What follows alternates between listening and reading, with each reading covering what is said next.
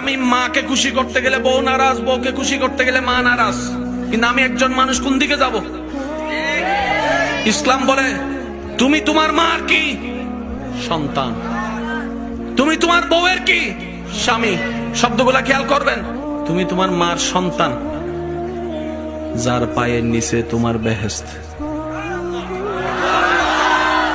তুমি তোমার মায়ের পায়ের নিচে।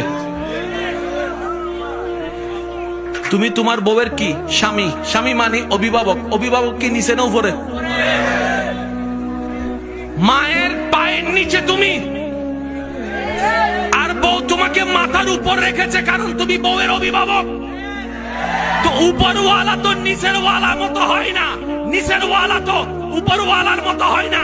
এবার সে বলে আমি করব কি? বলে যে শুনো, তুমি মাকে মাথায় রাখো, বউকে বুকে রাখো।